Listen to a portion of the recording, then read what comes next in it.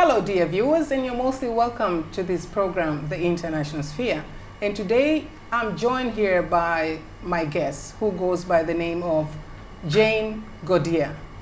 She's the representative from One IFRA, that is the World Association of Newspapers and News Publishers.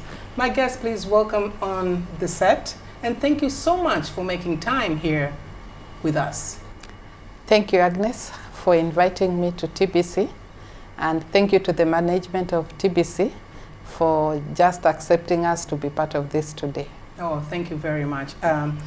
Just to begin our discussion, let me ask you concerning the One IFRA, which is the World Association of Newspapers and News Publishers. What does this organization or association entails, and what is the significance of its establishment? The World Association of Newspapers and News Publishers, we call it One IFRA in short, is as an association of news outlets. Yes. It has over 120,000 news outlets who are members of the association. And here in Tanzania, we have member organizations like Mwananchi and The Guardian. And Tanzania This Broadcasting. is for the news publishers, yeah? No, we incorporate Yes. members depending with our interaction with them. Oh, okay. So we have over 120 members, associations or outlets. Our headquarters is based in France, but we are establishing offices in Nairobi, Kenya, to be able to manage the Africa component of the program. In Africa, we are in 8 countries. We are in Kenya, Tanzania, Uganda, Malawi, Rwanda, Zambia, Zimbabwe, and Botswana. But we also have another group in the north, which is the Middle East and North Africa region, MENA, where we have Egypt, we have Jordan, we have Lebanon, and yeah, they form the MENA region group. And we also have the Southeast Asia group, which has Vietnam and the other countries. Yeah, so we are quite everywhere. Yes. I can see that. Yes. You are here in Tanzania right now. Of course, I understand you are here also with the purpose of conducting training. But what types of training do you conduct here? I am in Tanzania because within the One IFRA, we run the Women Leadership Accelerator arm, which we call the Women in News Leadership Accelerator arm. The Women in News program is a leadership program where we build the capacity of women in media, mid-level position, and we try to give them skills that can help them rise to top-level management positions. When you look at the media industry, you will find that it is top-heavy with men, and there are no women at the top. Male-dominated. Male-dominated. So through the Women in News Leadership Program, we help to build the confidence of women so that they don't get scared of taking management and leadership positions. We also help them to draw their career roadmap. You know, you can only go to leadership position if you aspire to be a manager. But if you don't aspire to be a manager, how will you get there? So through the Women in News program, you are given a coach, and the coach helps you to draw the road that you are going to follow and rise to that position. The coach also mentors you. And through the mentoring, we also allow those who are more experienced in media to mentor those who are less experienced in media. So we do peer-to-peer mentoring.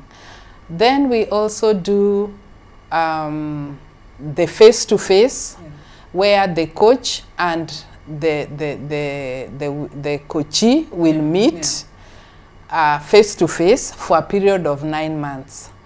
Within this also, we have what we call the online media management program, where those who have been recruited will be taken through a course to learn management skills. How do you run a media house? Do you have the skills to manage the human resource? Do you have the skills to manage the finance? Do you have the skills to manage the budget? Do you have the skills to do fundraising for your media organization? Do you have the skills to deal with difficult people within the organization? So it is a mix of so many skills that we bring on board.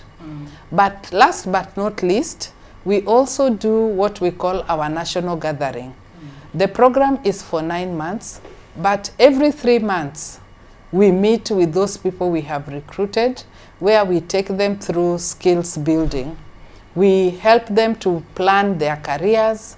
We help them to learn how to do teamwork, because you know, if you are a leader and you don't understand team spirit, then your work will not succeed. We teach them how to negotiate. How do you negotiate for a salary increment? How do you negotiate for a promotion? Some of us, we just sit and relax, and we complain and we whine. We say, oh, my boss does not see me. My boss does not care. I've been here. I'm just a correspondent. Nobody has promoted me. But through the national gatherings, we teach people how you can get out of the comfort zone and now be aggressive to get what you really want. But when you look at all this, then we hold what we call the boot camp. In the boot camp, we bring trainers from all over the world to come and train the people we have recruited. They could be trainers from Africa, they could be trainers from Europe, but we look for the best in the industry to come and do the training. That is basically what we have. I don't know if I've missed out something else. We also do what we call advisory for media houses, where we go to media organizations to train the staff. Now that is not women only. We train the entire staff, including management. We have trained where the ED, Executive Director, has sat in our training. We have sat where we have top management coming to our training. We do trainings on career planning and management. We do training on gender balance. As you know, gender balance is a big issue in media houses. We do training on strategic management. We really show media organizations how they can be strategic in terms of their management. We do training on sexual harassment, because we know that sexual harassment is a big problem in many organizations and nobody wants to talk about it.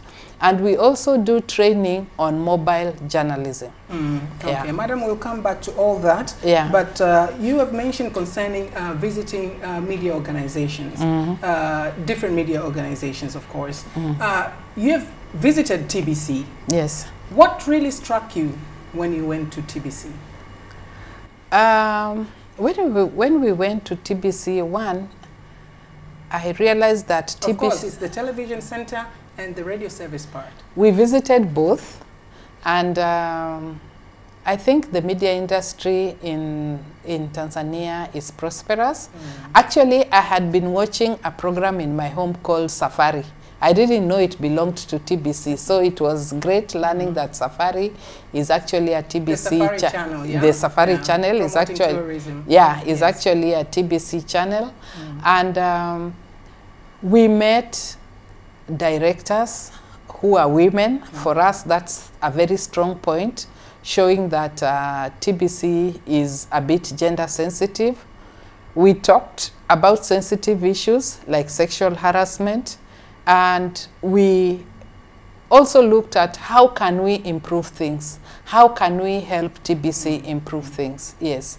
And we visited the 3 radio stations. We visited are they 2 or 3 television stations within the Safari and the TBC1 and TBC2, yes, and the Safari.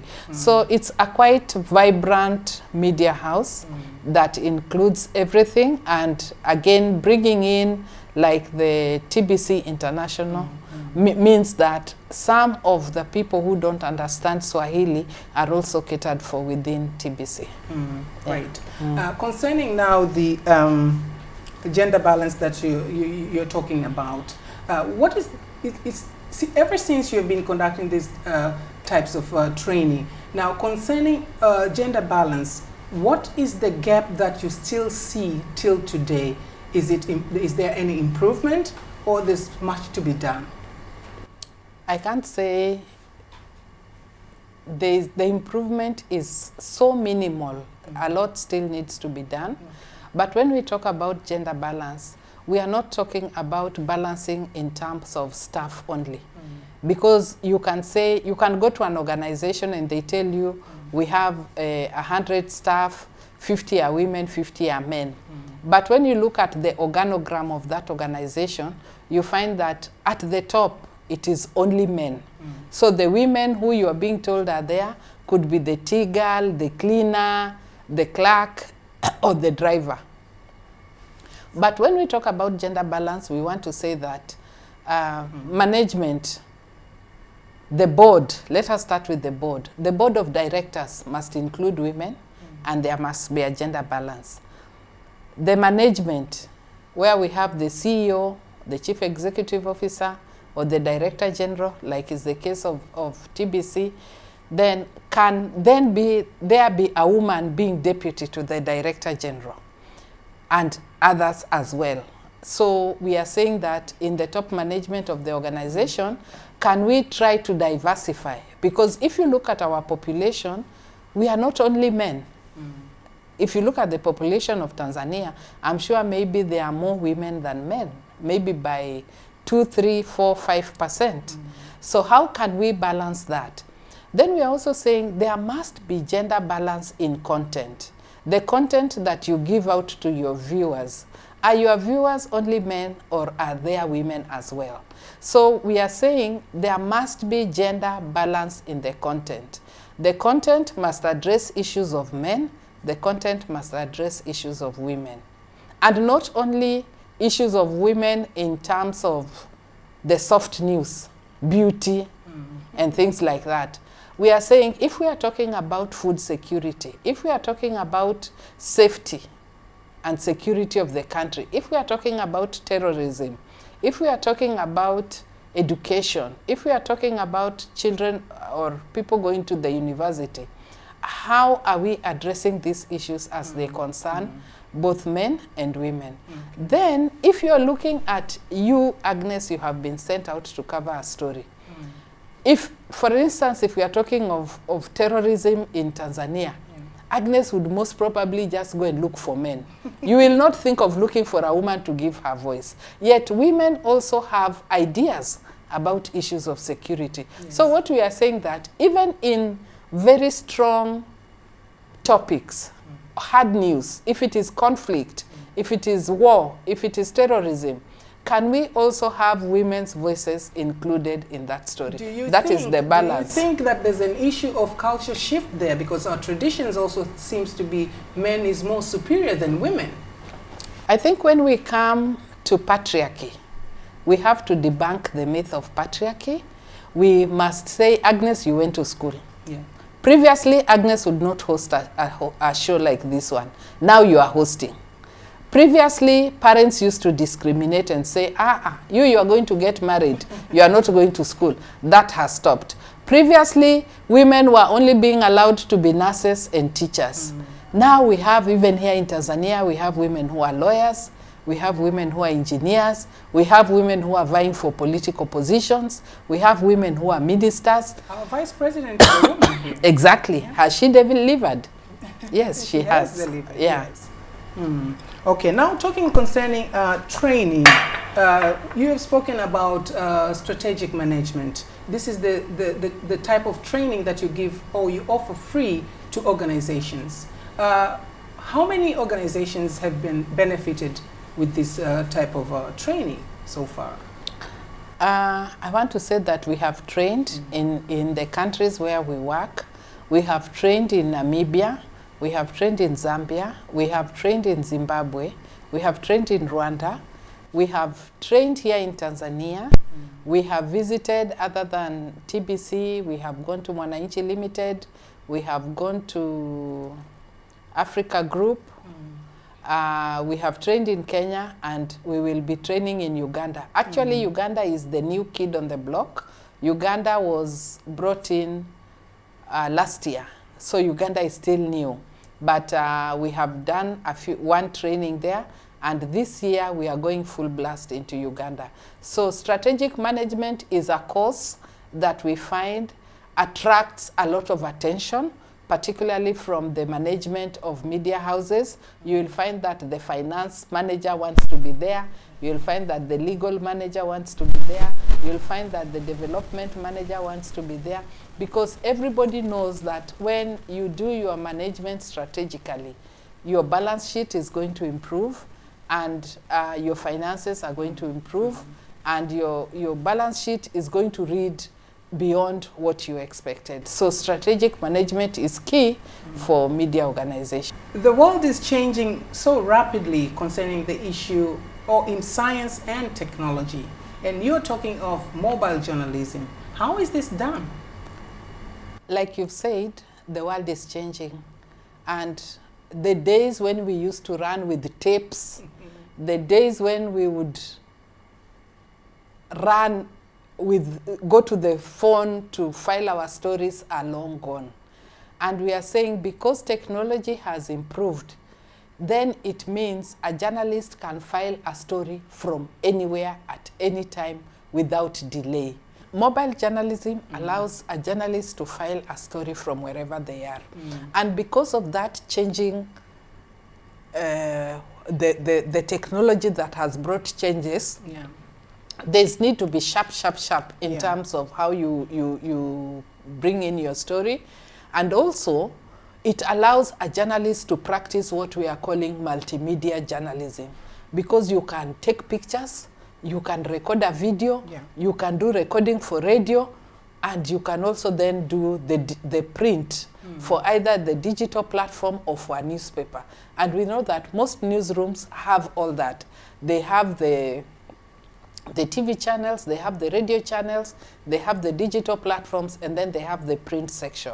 So this journalist should be able to multitask. The journalist will be the photographer, the journalist will be the videographer, the journalist will do sound management from their phone, and they will be able to file their stories. So this is what we are encouraging, that every journalist should be able to learn, so that when you are on the beat, you don't start looking for, where is my photographer, where is my camera person, where is my this.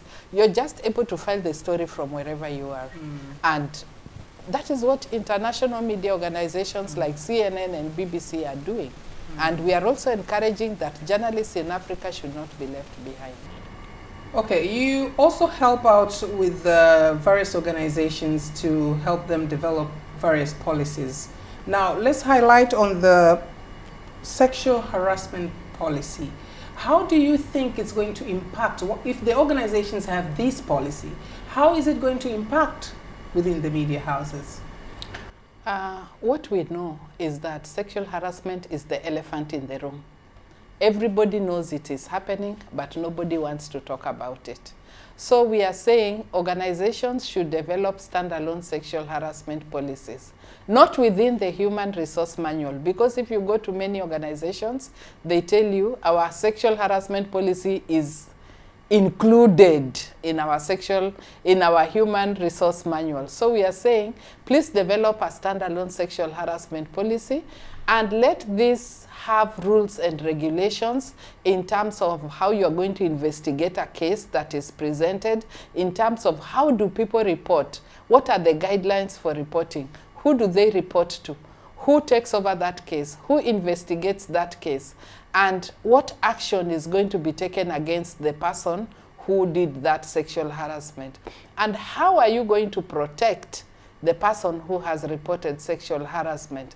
But most importantly, it must have a buy-in from the board of directors. It must have a buy-in from top management, including the chief executive officer and the CEO, as well as the senior management. Because if you do not have a buy-in from the top level, then it is not going to go anywhere. So what we encourage is that when we first go to a media house, the first group of people that we meet must be the top management, including the CEO or the Director General for the case of Tanzania Broadcasting Corporation.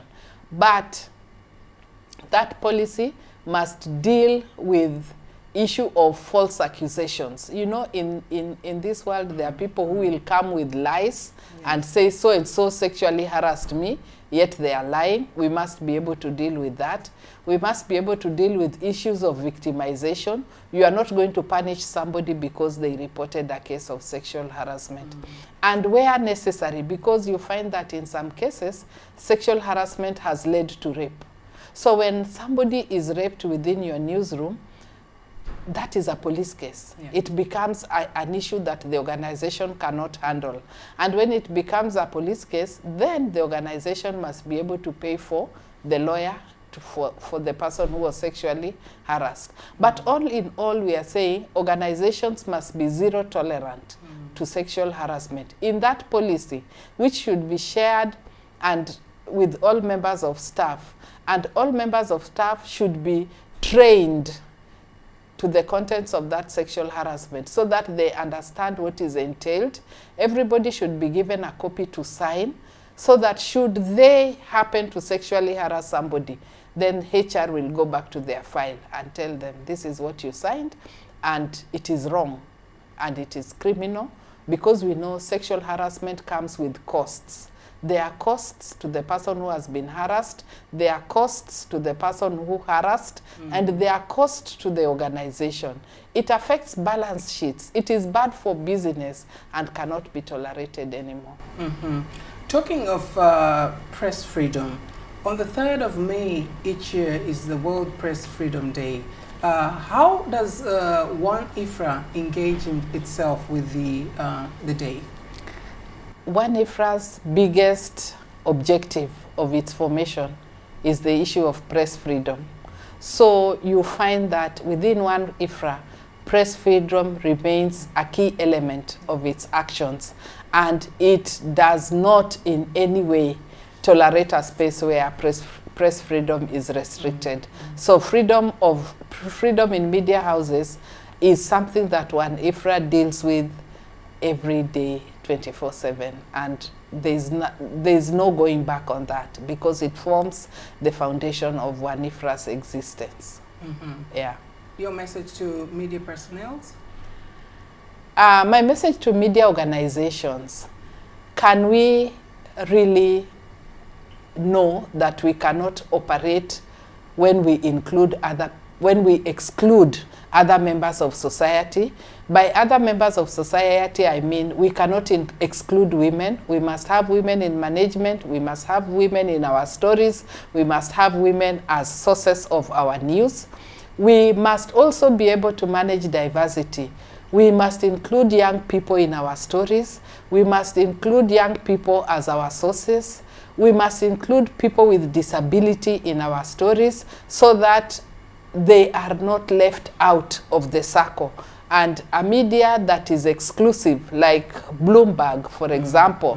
In Bloomberg, if you file a story and you do not have both man and woman, that story is not accepted. So can we then develop policies that are active, and not policies that we put in the shelves, but policies that are living documents that we are implementing? So when a reporter brings you a story as an editor, and it lacks elements of inclusivity, it lacks elements of diversity, please don't accept that story, just reject it. But last and not the least, please let us talk about sexual harassment, let us name names, and let us bring to shame perpetrators of sexual harassment.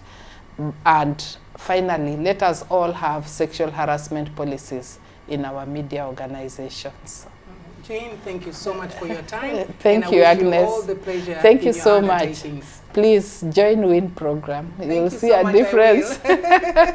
Asante sana. Karibu, karibu. Well, dear viewers, that's the end of our program for now. And just remember, I was joined by Jane Godia, who is the One IFRA representative. From me, your host, Agnes Tuniga, thank you very much for being with us. Till next time, it's goodbye.